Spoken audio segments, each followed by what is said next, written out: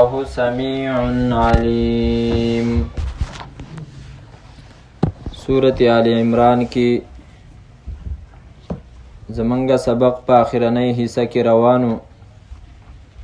چې په هغې کې بنیادی مسئله د الله په لاره کې د جهاد کول وه.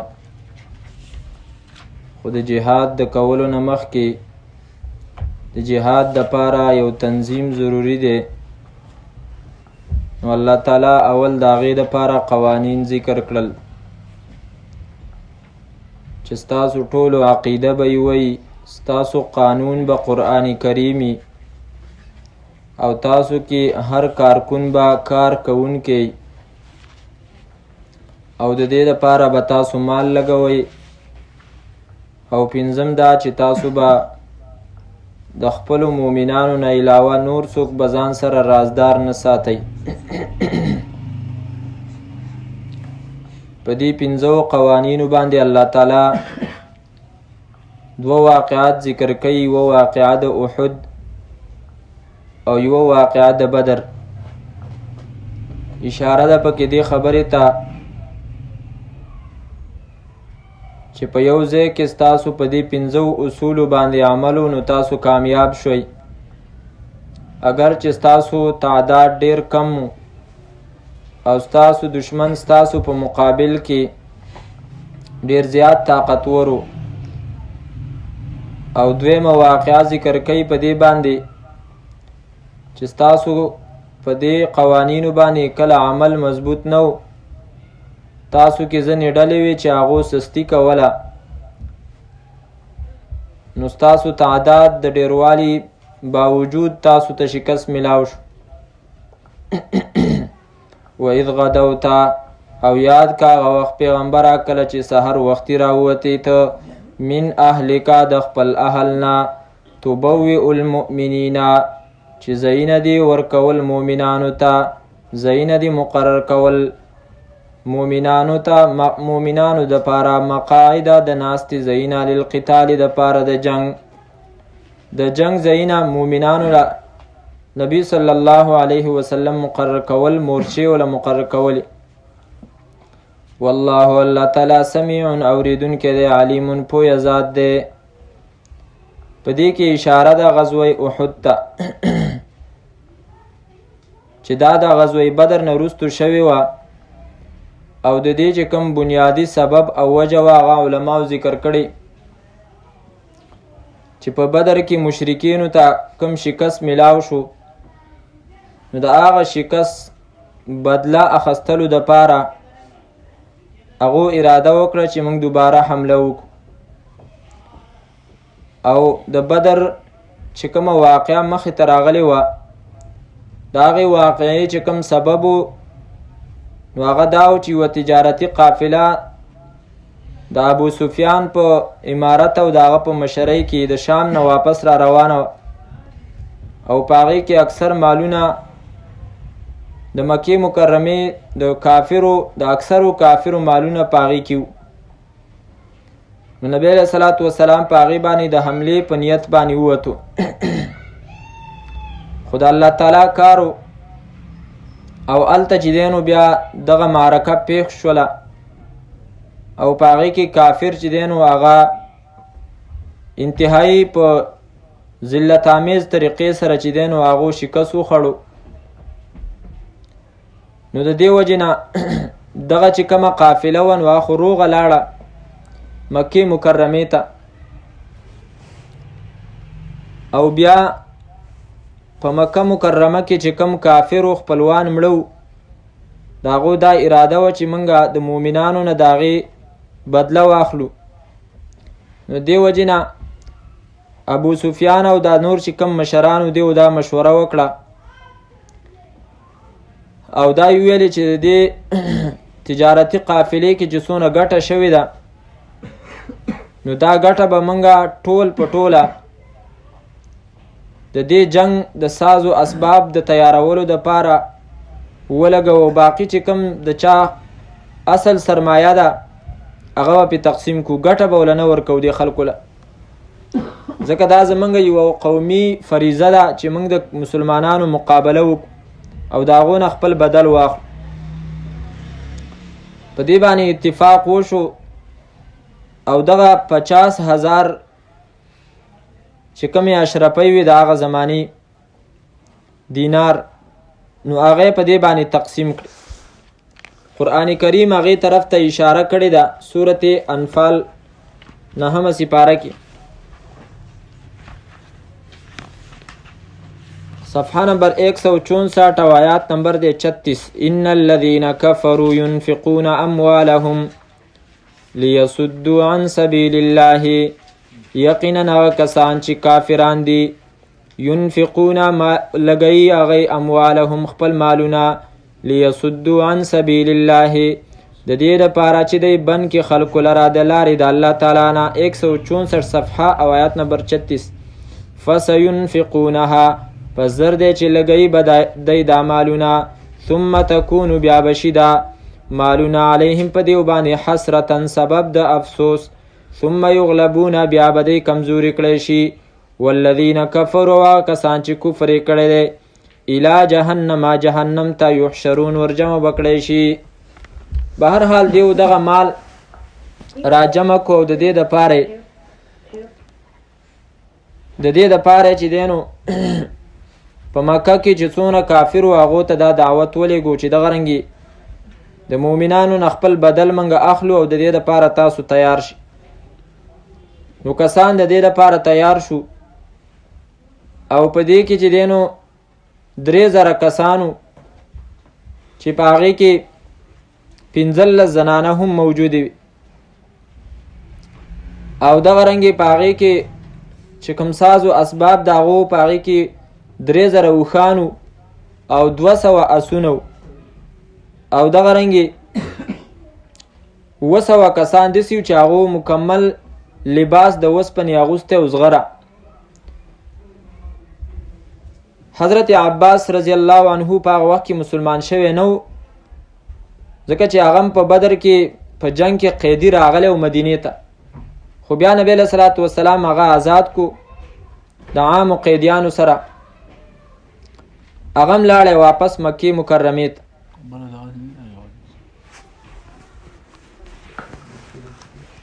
صحیح ده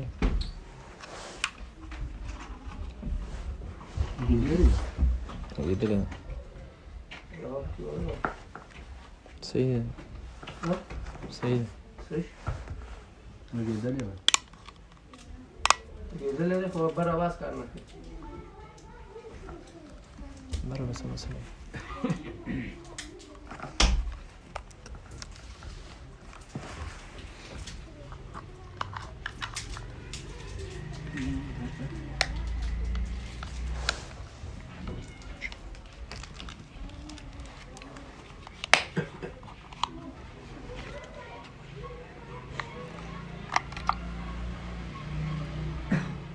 څنګه خلاصه وسه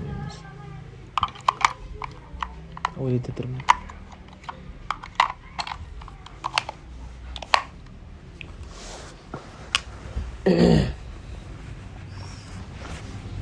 نو حضرت عباس رضی الله تعالی عنہ چې هغه په مکه مکرمه کې نو هغه پیغام راولېږو مدینه منورې ته چې دغه رنګ کافرو ستاسو د پاره دا تاسو په خلاف اتفاق کړی دی او تاسو باندې حمله کوي. چې نبی علیہ الصلوۃ والسلام ته کله پیغام را ورسېدو نو نبی علیہ الصلوۃ والسلام د حالاتو د معلومولو دپاره یو صحابي ولېږو حضرت حباب ابن منذر رضی الله عنه هغه ته ویلې ته لاړ شه په لاره باندې معلومات وکړه. دا صحابي په لاره باندې روان شو څه ځای ته رالی مکې طرف ته نو پته ورته ولګېده چې دغه رنګې لښکر خو واقع چې را روان شوی دی. نبی علیه صلات وسلام ته تپوس وکړو اندازه دې وکړه څومره لښکر به نو هغه ویل چې تقریبا 3,000 کسان به چې څنګه اندازه هغه کړې وه هغسې حقیقت کې مغسې وو. نبی علیه صلات وسلام د جمعې په ورځ باندې صحابه کرام چې دی نو راجمع کړل او هغو ته د دې لښکر د راتلو خبر ورکړو او د مشورې مطالبه ته وکړله چې دې باره کې تاسو څه مشوره ده. نو په دې کې د انصار او د مهاجرینو چې کم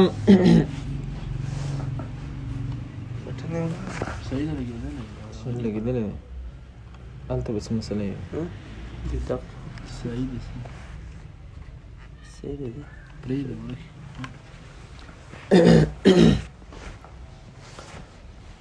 نو نبی علیہ الصلوۃ والسلام د هغو نه مشوره واخیسته نو په هغې کې چې کم انصار او مهاجرین کم مشرانو د هغو دا مشوره ورکړه چې په مدینه منوره کې به دننه پاتې شو او دلته به مقابله وکړو خو چې کم صحابه کرام هغه نوجوانانو خصوصا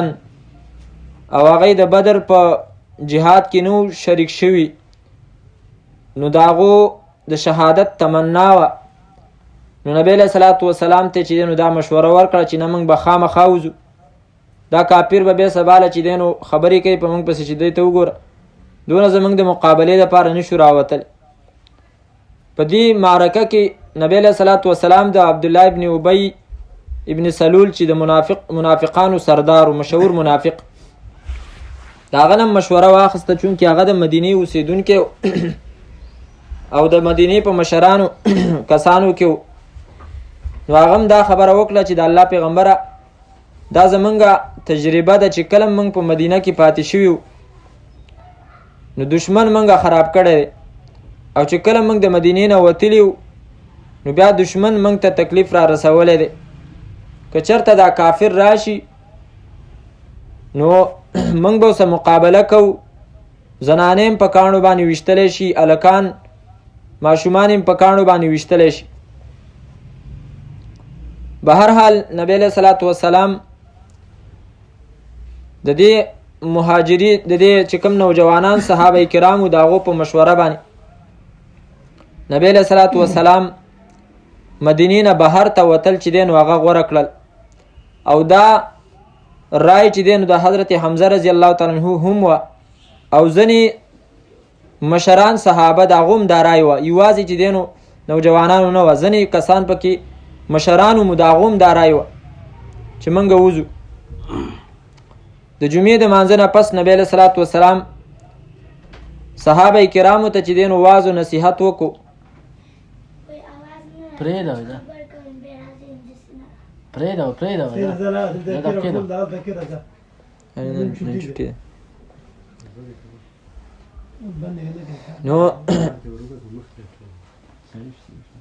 نو نبی علیه صلات وسلام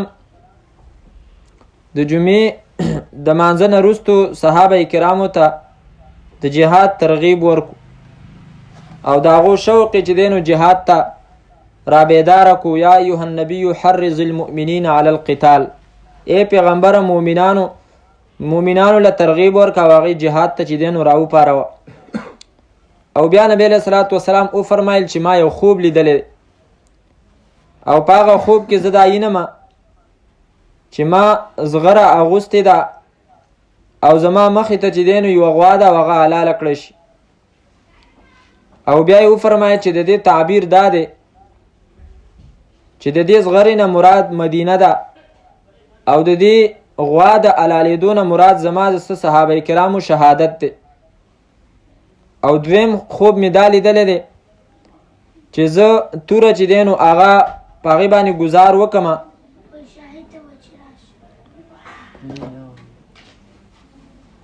په توره باندې ګزار وکړمه نو د هغې مخې طرف چې کومه څوکه د هغه ماته شي بیا یې وخوځومه نو هغه بیا د هغې نه زیاته چې دی نو تیره شي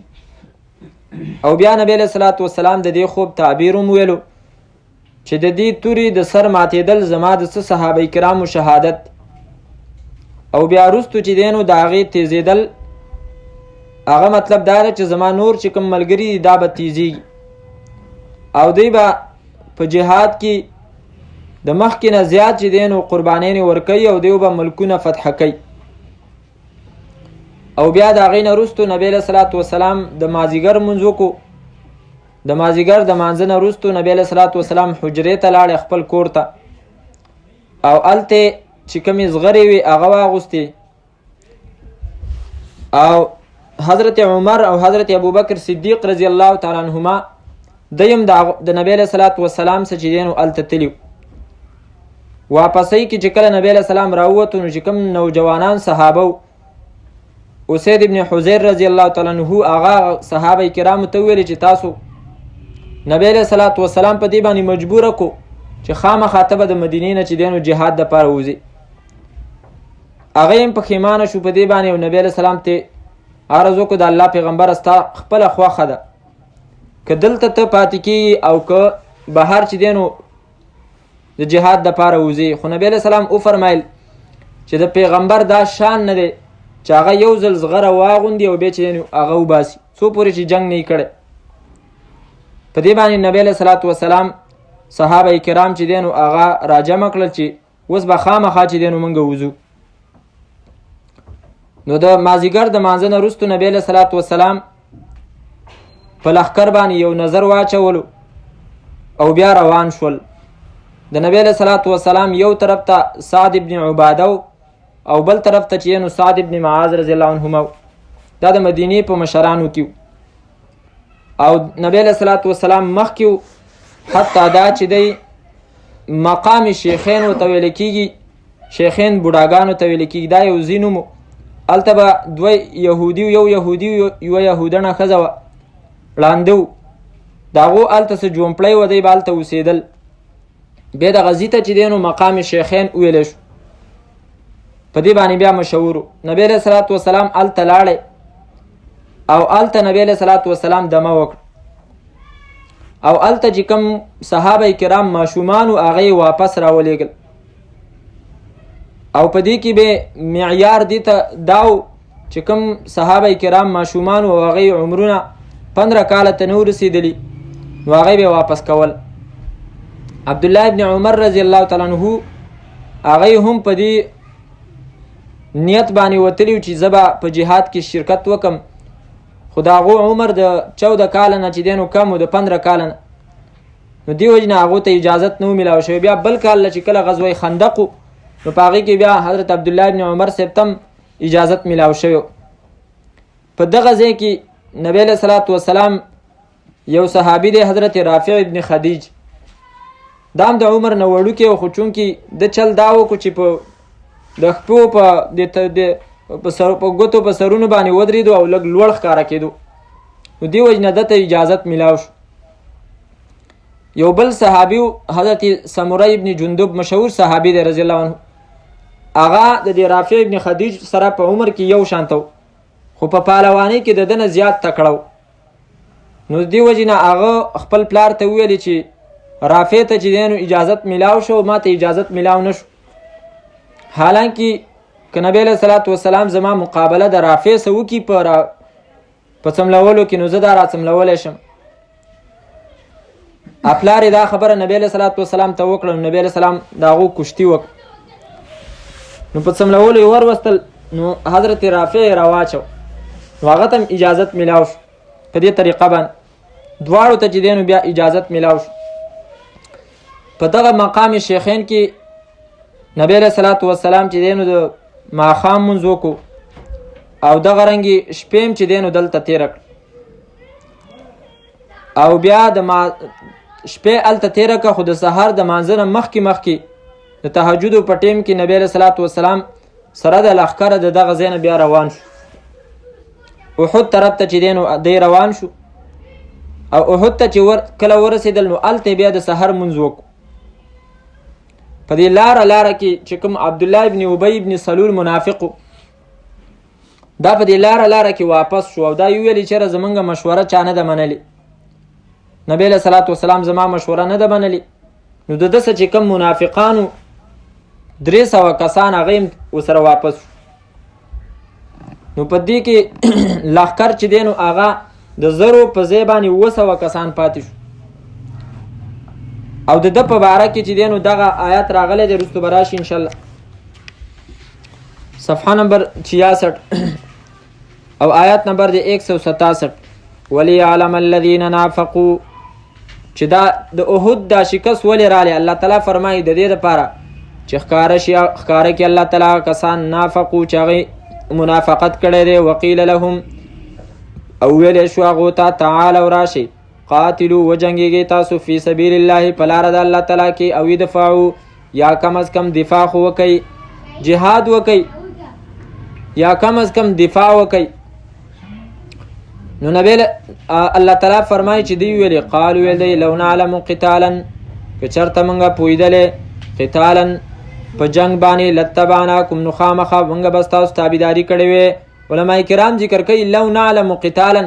که چرته موږ د جنگ ته د جنگ په نظر باندې کتلې دا خو خودکشي ده. یو طرف ته وګوره 3000 لښکر دی بل طرف ته چې نو زر کسان دي. دی وجه هغه ویلي چې هم اسکو جنگ هی نه سمجھتے دا سره جنگ دی نه دا خودکشي ده ځان چې دی نو هغه مرګ ته پیش کول. دا د هغه ځای نه واپس شو او بیا نبی علیہ الصلوۃ والسلام په دغه مقام د احد کې د سحر منځ وکړو او د سحر د مانځه نه پس نبی علیہ الصلوۃ والسلام لښکر چې دی نو هغې له ترتیب ورکړو او مخ د نبی علیہ الصلوۃ والسلام چې دی نو هغه مدینې منورې ته او شا چې کوم دی نو د لښکر هغه احد ته وه. خو د احد چې کوم غر و نو په هغې کې یو کنډه و نو هغه کنډو باندې نبی علیہ الصلوۃ والسلام 50 کسان هغه کینول او د هغو مشر عبدالله ابن جبیر رضی الله تعالی عنه هغه مقرر. امام محمد طاهر رحم الله فرمایي چې دا اویا کسانو. سیرت المصطفی کې ادریس کاندلوی صاحب ذکر کوي چې دا 50 کسانو. والله عالم چې ارسمرو خو نبی علیہ الصلوۃ والسلام د دلته کینول او دا یو ته فرمایل چې ګوره خبردار تاسو به دا ځای نه پرېږدئ اگر که موږ باندې چې دی نو تاسو وینئ چې موږ کافر وژني یا موږ چې دی نو کافر وژنو یا زموږ چې دی نو غلبه راله په هر صورت کې به تاسو به دې ځای باندې کینئ او تاسو به دا ځای چې دی نو نه پرېږدئ. به هر حال بیا د هغې نه وروستو نبی علیه الصلوۃ والسلام توره راواخسته او دا اعلان یې وکړو من یأخذ هذا السیف بحقه دا توره به د دې تورې د حق د ادا کولو سره سره څوک دا قبوله کړي. نو ډیرو کسانو چې دی نو لاسونه چوت کړل خو یو صحابي دی حضرت ابو دجانه هغه دا وویل د الله پیغمبره د دې تورې څه حق دی. نو نبی علیہ الصلوۃ والسلام ورته وفرمایل چې دا توره به ته د مسلمان په خلاف باندې نه استعمالې او د یو کافر په مقابله کې چې ته راشي نو ته به دا توره چې دی نو بیا به دا استعمالې او د هغې نه به بیا تېښته نه کې. به هر حال په دې باندې چې دی نو هغه ته هغه توره نبی علیہ الصلوۃ والسلام ورکړه او دا یې ورته وویل چې د دې حق به ادا کې. د دې نه وروستو بیا عام مخکې به چې جنګونو کې به دا و چې اول به مبارزه وه. مبارزه به یې دې ته ویله چې د دوو لښکرو د طرف نه به چې دی نو پهلوانان یا چې کوم مقابلې دپاره به کسان راوتل دې ته به یې مبارزه ویله.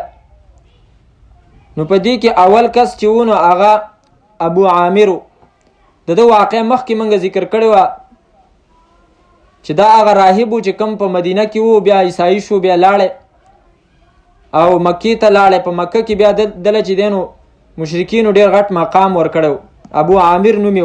او دا ابو عامر د حضرت حنظله رضی الله عنه د هغه واقع وروسته ویو دا د هغه پلار ابو عامر راهب باندې مشهور. خو بیا د هغې نه وروستو نبی علیه الصلوۃ والسلام دله نوم بدل کو ابو عامر فاسق به ورته ویلو او بیا په صحابه کرامو کې دا په دې نوم باندې مشهور شو. نو دا اول راووتو چونکې دا خو په مدینه کې مشر د اوس قبیلې نو د ده داخلو چېرې صحابه د انصار ما ویني نو دی به چې دی نو زما په طرف باندې شي او زما مقابلې له به څوک چې دی نو راونه وځي. نو دا راووتلو او دا یې ویلې چې په تاسو کې څوک دی چې هغه دا یې ویلې چې ای انصارو تاسو ما پیژنئ زه ابو عامر راهب یم. نو هغو ته ویلې لا انعم الله بک عینا یا فاسق الله تعالی دې ستا په تا باندې د چا سترګې چې دی نو یخې نه کړي ای فاسقه. ده چې دا خبره واورېده نو ده ته پته دا یې ویلې چې یاره زما نه وروستو د انصار چې دی نو دا ډېر خراب شوي دي وران شوي دي لکه زما حقم تیر دی. دا واپس شو د دې نه وروستو بیا چې دی نو ابو طلحه ابن ابي طلحه المیدانی دا مقابلې ته راووت او ده دا ویلې چې مسلمانانو تاسو ته ستاسو پیغمبر دا ویلی دي که تاسو څوک مړه کوي نو هغه به جهنم ته ځي او کو تاسو د هغه د لاس نه مړه شي نو تاسو به جنت ته ځئ. نو په تاسو کې داسې څوک شته دی چې هغه زه مړ کړم او جنت ته لاړ شي یا ما مړ کړي او ما جهنم ته ولیږي. نو د دې په مقابله کې حضرت علی کرم الله وجهه هغه راووتو او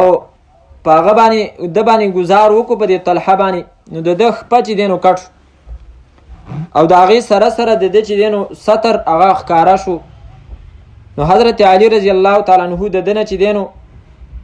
مخ واړو د شرم او د حیا د وجې،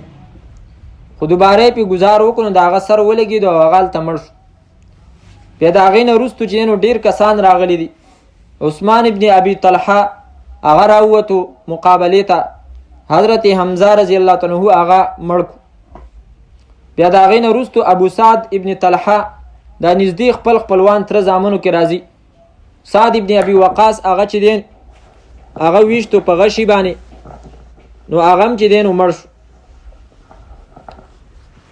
او بیا د هغې نه وروستو تقریبا 11 کسانو داسې مقابلې شوي دي او په هغې کې څه کسان چې دی نو هغه شهیدان شوي دي. خصوصا په هغو کې یو شهید چې دی نو هغه حضرت حنزله ابن ابي عامر دی، د دقه ابو عامر زوی حضرت حنزله مشهور ادرومي حنزله والا نظم چې خلکو ویلی دی، دته غسیل الملائکه هم ویلی کېږي. او دا دله چې دی نو غسل فرشتو ورکړی و، چونکې د شهید په باره کې دا حکم دی چې شهید له به غسل نه ورکړی کېږي. خو دا خبره پکې ده چې د شهادت نه مخکې که هغه په حالت د جنابت کې نو بیا دله به غسل ورکړی کېږي، دا پکې شرط دی. د ده د زنانه د کور والا نه معلومات وشو نو دا په حالت د جنابت کې جهاد دپاره راوتلی، موقع ورته نه وه میلاو شوې د غسل. نو د دې وجې نه نبی علیه صلات وسلام فرمایي چې ما فرشتې ولیدلې چې هغه دلی چې دی نو د سپینو زرو په دغه کې چې دی نو د وریځو په اوبو باندې دله غسل ورکو. د ده چې کومه بیبي وه د هغې په باره کې هم کتابونو دا لیکلي چې هغه فرمایي چې ما خوب ولیدو او ما ته پته ولګېده.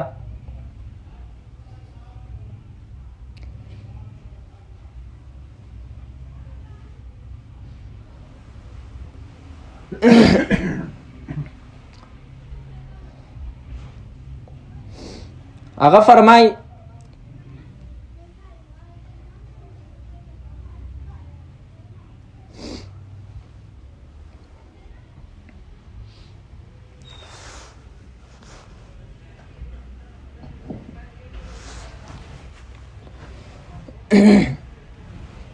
چې ما خوب کې چې دی نو ما ولیدل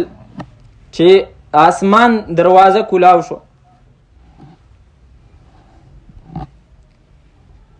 بهر حال د دې قصه چې دی نو هغه لکه دردناکه ده. نو د چې دی نو د خپل د نبی علیه صلات وسلام نه د خپل پلار په باره کې دا اجازت وغوښتو چې ماله اجازت راکه چې زه د خپل پلار مړ کم. خو نبی علیه صلات وسلام چونکې د پلار حق دی، اگر چې هغه کافر خو نبی علیه صلات وسلام دله اجازت ورنکو او دا یو ته وفرمایل چې نه ته به نه وژنې، نور مسلمانان شته دی هغه به چې دی نو وژني. د دې نه وروستو چې دی نو بیا ابو دجانه رضی الله تعالی عنه د هغه چې کومه قرباني ده نو هغه انتهایی مشهوره ده په دې کې. او هغه بیا اشعار ویلي انا الذي عاهدني خلیلي ونحن بالسفح لدى النخيل الا اقوم الدهر في الكيول اضرب بسيف الله والرسول. وی زه هغه کس یم چې د نبی علیه صلات وسلام سره ما چې دی نو لوز کړی دی چې هغه زما دوست دی او دا مې ویلی دي چې زه به په لښکر کې وروستو نه ودرېږم او د نبی علیه صلات وسلام د طرف نه چې ما ته کومه توره راکړه شوې ده په هغې باندې به زه چې دی نو وهل کوم. د ده په باره کې راځي چې په لښکر کې دا دومره په میړانه او په بهادرۍ سره وجنګېدو چې د ده مخې له به څوک نشو راتلی. حتی دا چې د ده مخې ته هنده چې کومه د ابو سفیان ښځه ده بیا وروسته هغه هم مسلمانه شوې ده. حضرت ابو سفیان رضی الله تعالی عنه د نبی علیه صلات وسلام څخه هغه هم بیا مسلمان شوی دی. خو به هر حال هغه وی زما مخې له رال ما اراده وکړه چې وامې وجنمې، خو بیا مې اراده بدله کړه چې د الله پیغمبر ماله دا توره را کړې وه او ما ته ویلو چې د دې حق به ادا کې. دا خو زنانه ده، عاجزه ده،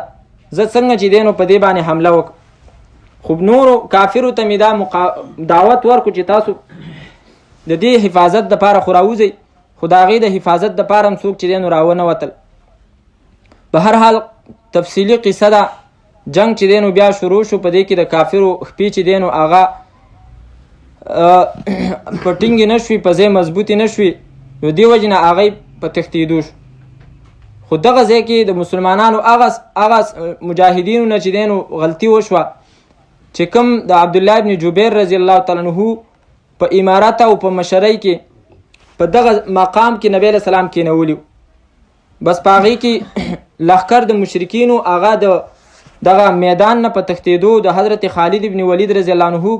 په مشرۍ کې، هغه وخت کې دا هم مسلمان شوی نه و، بیا وروسته هغې ټول مسلمانان شوي دي.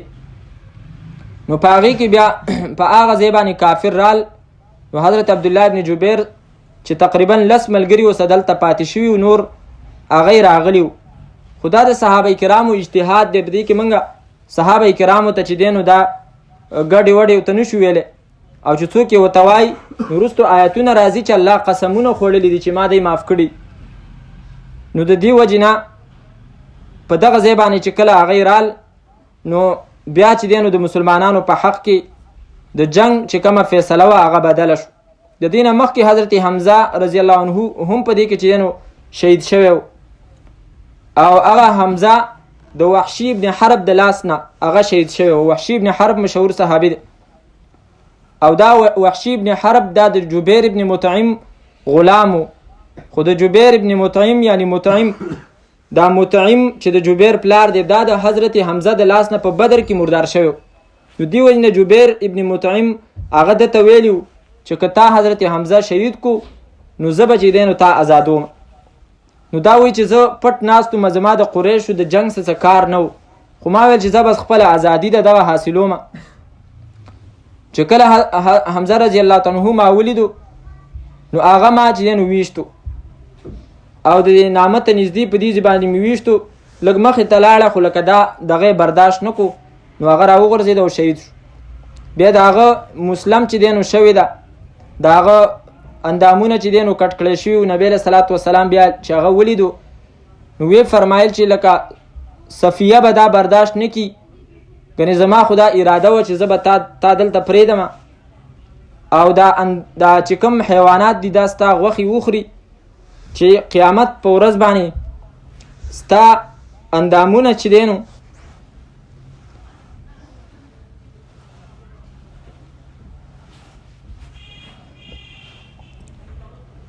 نو بیا نبی علیه صلات وسلام د دې وحشي نه چې د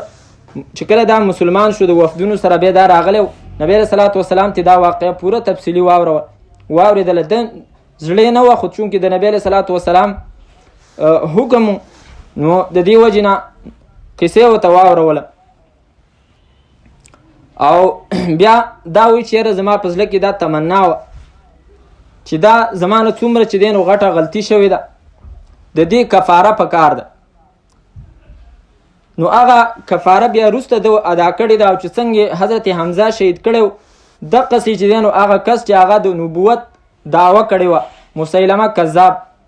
د چې دی نو هغه به وجلی دی، او هغسې وجلی و چې څنګه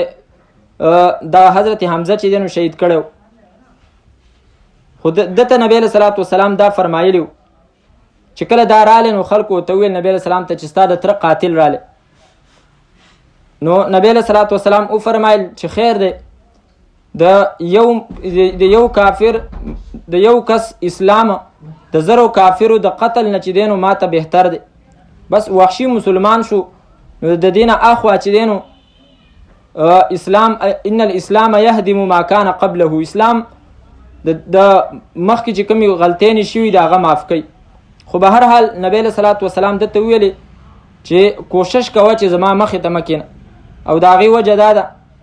چې تا زه اینمه نو زما د تره چې کوم صدمه ده او د هغه چې کوم غم دی نو هغه ما ته راتازه کېږي. به هر حال په دې کې بیا نبی علیه الصلاة والسلام باندې چې کله د دې کافرو د طرف نه اچانک دا حمله وشوله نو صحابه کرام ټول منتشر شو او د نبی علیه الصلاة والسلام سره یو څو صحابه چې دی نو پاتې شوي په هغې کې مصعب ابن عمر رضی الله عنه او ځینې نور صحابه دي. بیا حضرت مصعب په هغې کې شهید شوی دی خو چونکې د شکل او شباهت نه حضرت مصعب دا د نبی علیه الصلاة والسلام په شان ته نو د دې وجې نه دا آواز پکې ولګېدو چېرې نبی علیه الصلاة والسلام موږ شهید کړی دی. په دې باندې صحابه کرام ډېر زیات چې دی نو د هغو زړونه په دې باندې ډېر شکسته شو خفه شو په دې باندې. خو به هر حال صحابه کرام د هغو ایمان ډېر مضبوط دا اعلان پکې وشو چې موتو علی ما مات علیه رسول الله که نبی علیه الصلاة والسلام شهید شوی بالفرض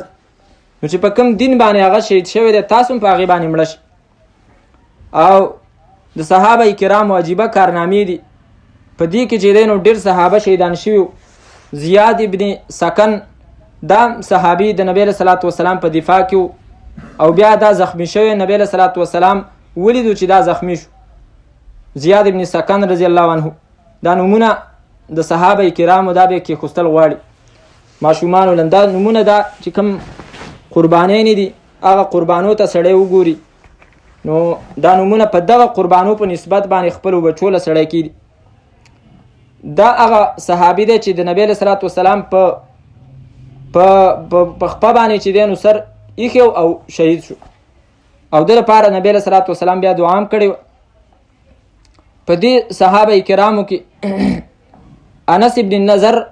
چې د انس ابن مالک رضی الله عنه تره دی هغه هم شهید شوی او دا هغه صحابي دی چې هغه دا ویلي چې زه د احد نه ماته د جنت بوی چې دی نو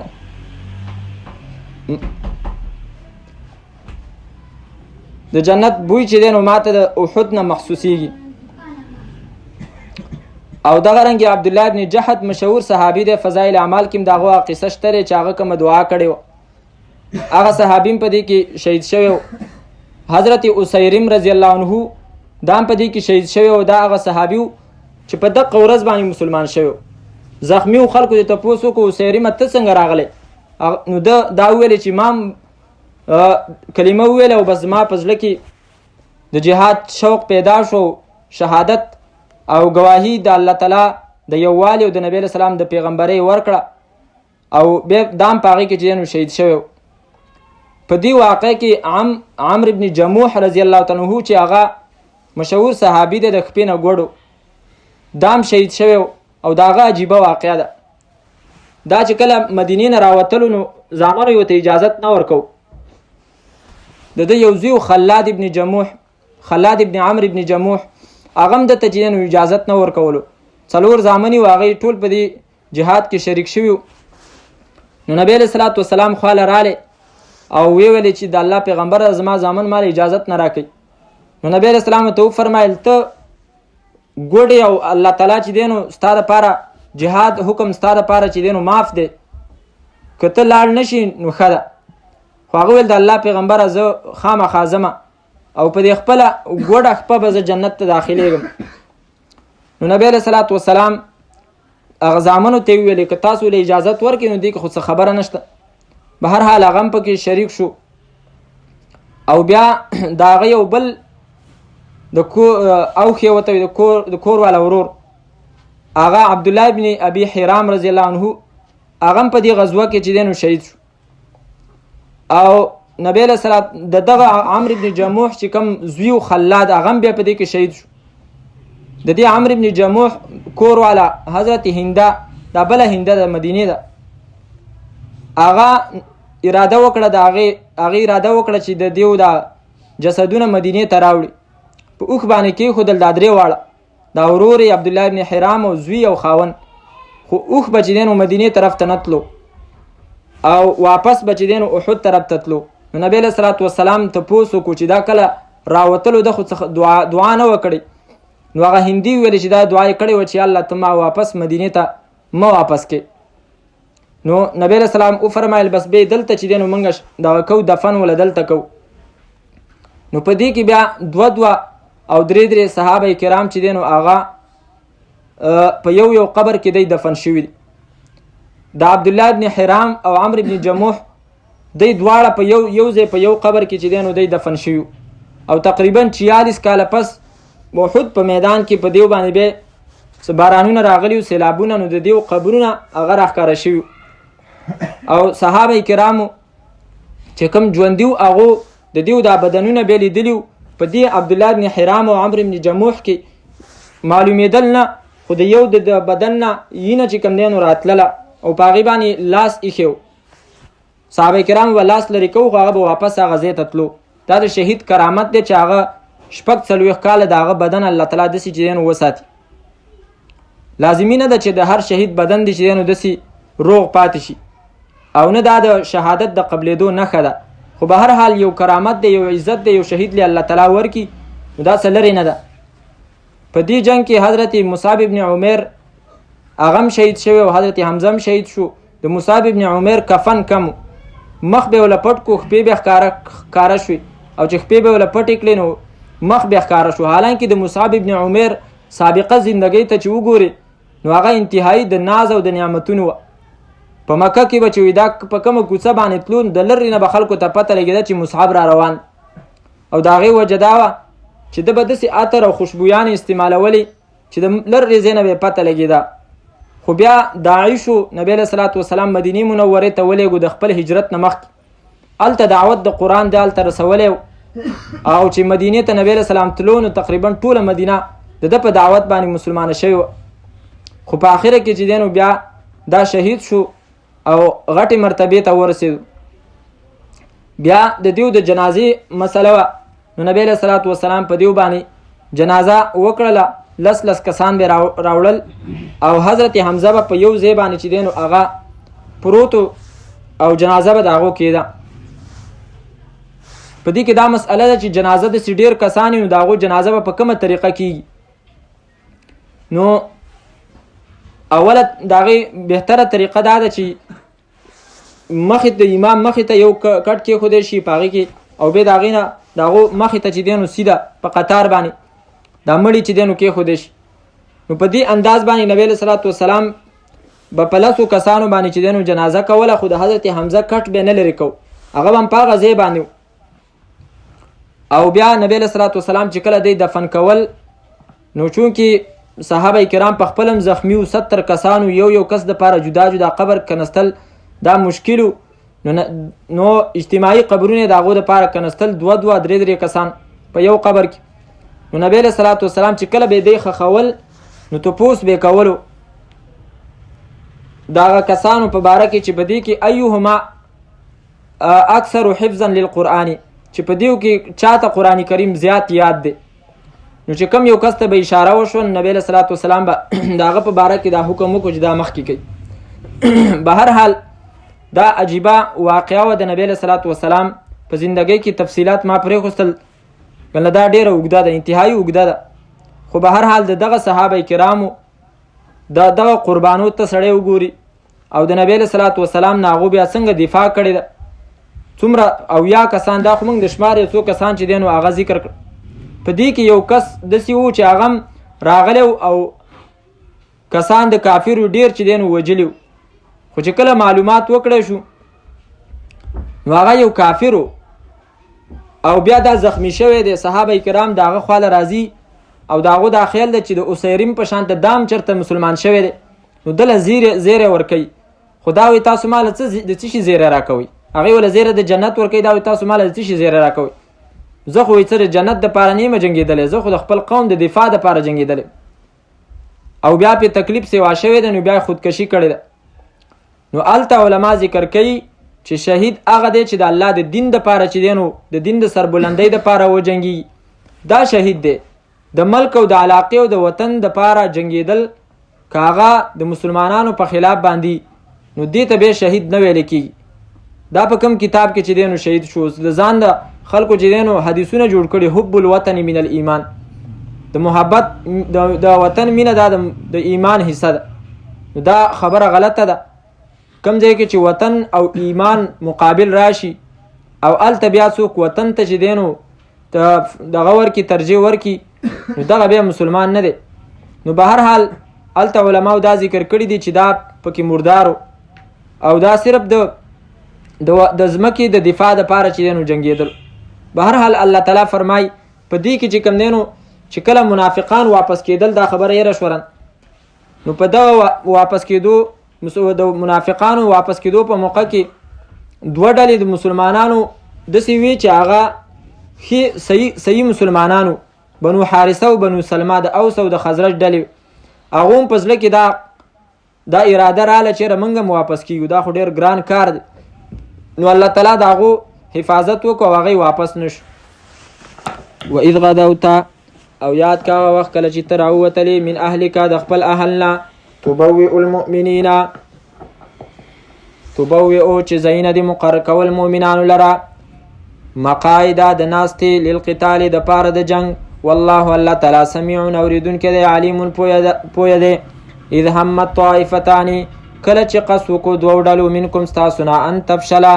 دا چې سستی وکړي دا چې بزدله شي. والله الله تعالی ولیهما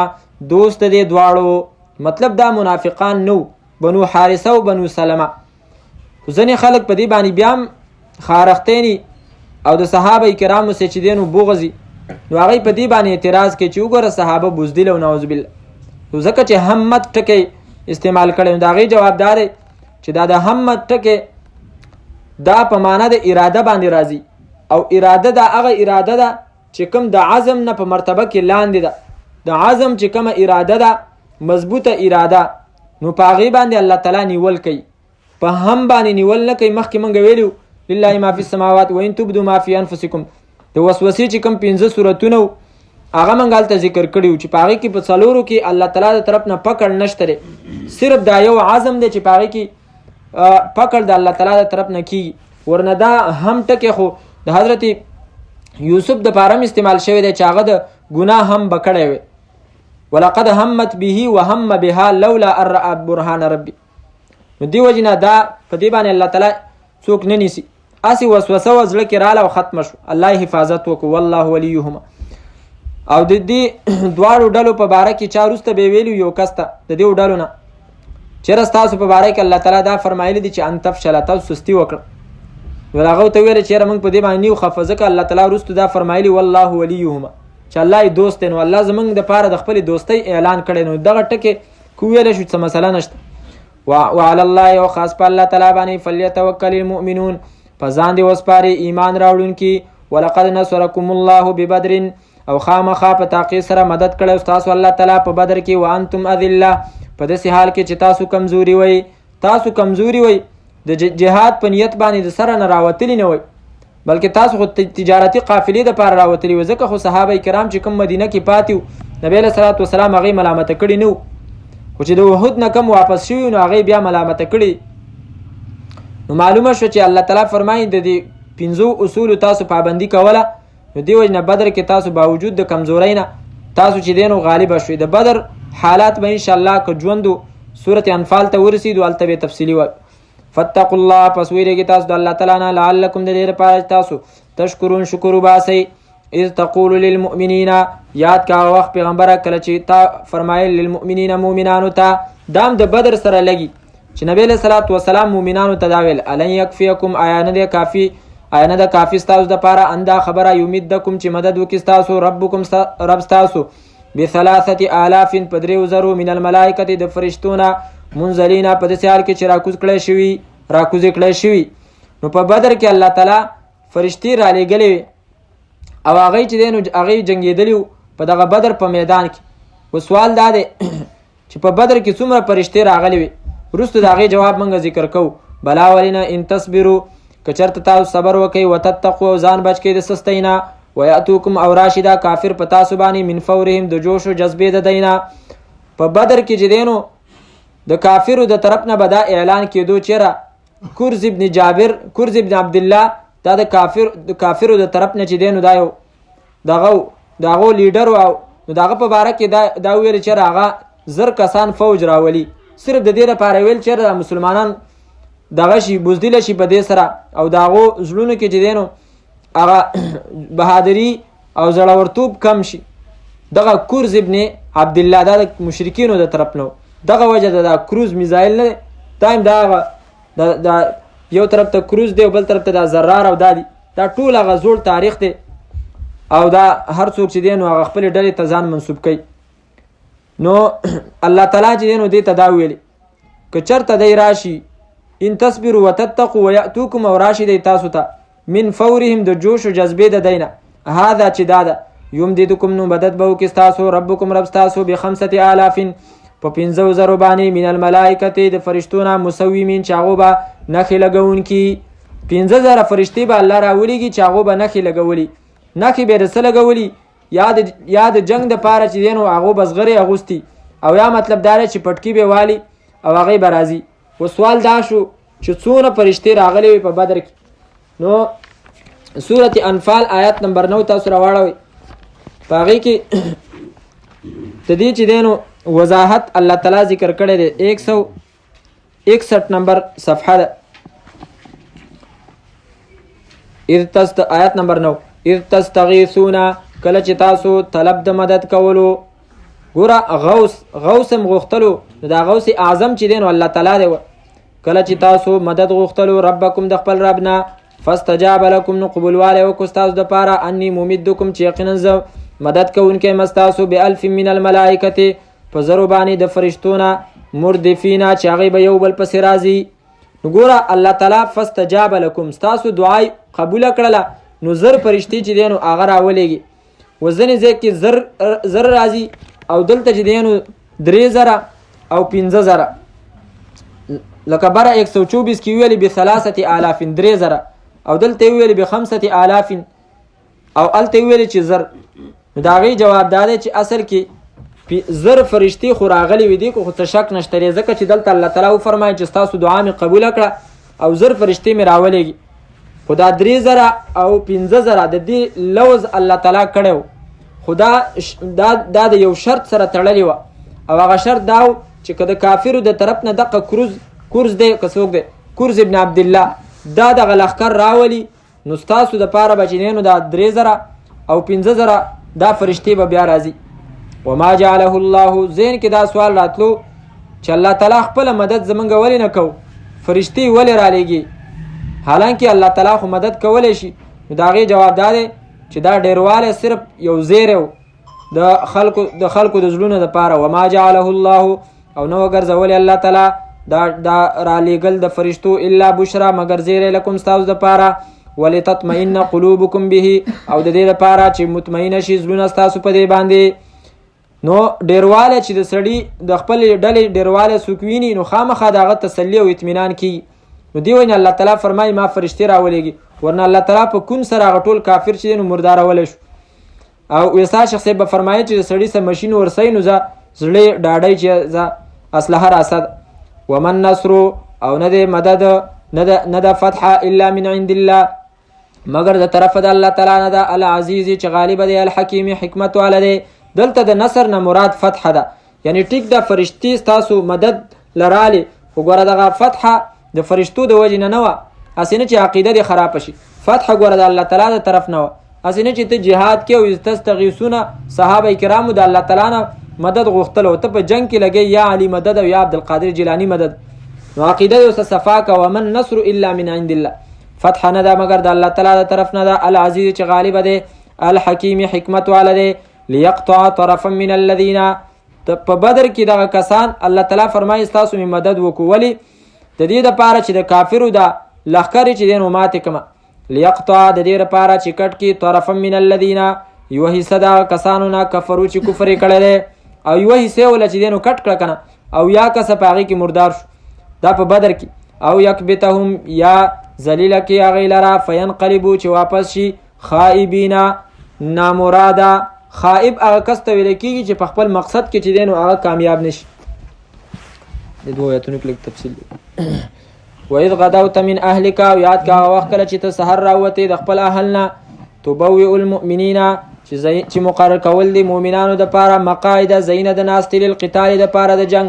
والله الله تعالی سمیع اوریدونکی دی علیم پوهه ذات دی. اذ همت طائفتان یاد کا هغه وخت کله چې قص وکړو دوو ډلو منکم ستاسو نه ان تفشله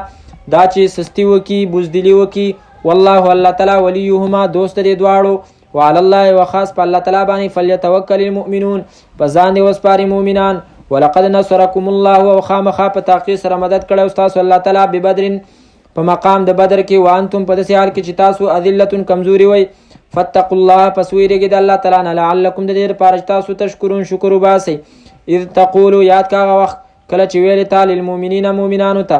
الن یکفیکم آیا کافی نه ده ستاسو دپاره اندا خبره یمدکم چې مدد وکړي ستاسو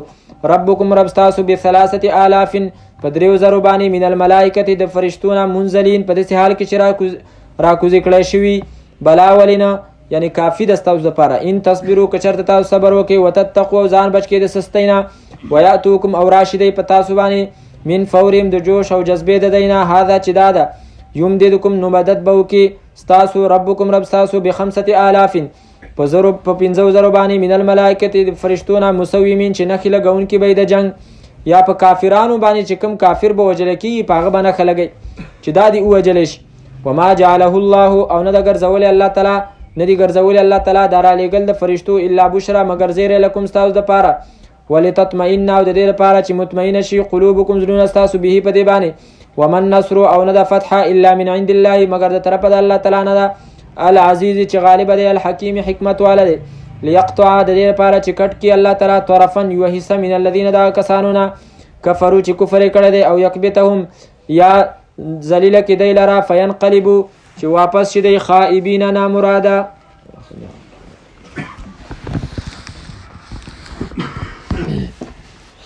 الحمد لله رب العالمين والعاقبة للمتقين والصلاة والسلام على نبينا محمد وآله وصحبه أجمعين ربنا اغفر لنا ذنوبنا وكفر عنا سيئاتنا وتوفنا مع الأبرار ربنا اغفر لنا ولإخواننا الذين سبقونا بالإيمان ولا تجعل في قلوبنا غلا للذين آمنوا ربنا إنك رؤوف رحيم يا الله زمن صغيرة كبيرة گناهنا معاف يا الله قرآن كريم سمدا تعلق هميشه برقرار وسات یا الله دنیا او د آخرت د شرمندګۍ او رسوایۍ نه مو وساته یا الله څومره کسان چې دا نوي وفات شوي دي یا الله د هغو مغفرت نصیب کړه سید زر کاکا محمد رحمان او نور کسانو یا الله د هغو ټولو مغفرت نصیب کړه زموږ والد محترم صاحب نیبی د هغو ټولو یا الله درجات اوچت کړه د دې درس چې کوم ثواب دی یا الله په هغې کې زموږ سره هغې شریک کړه یا الله کومو صحابه کرامو چې قربانیانې ورکړي د هغو له قبول کړه او د هغو درجات یا الله زموږ د طرف نه په دې دعا باندې نورم بلند کړه یا الله موږ د هغو سره په جنت کې آخرت کې یا الله ملګري کړه یا الله د هغو ملګرتیا ستا پیغمبر ویلی دي چې المرء مع من احبه چا چې د چا سره محبت و د هغه سره به یا الله زموږ د هغو سره محبت دی یا الله موږ د هغو سره جنت کې یو ځای کړه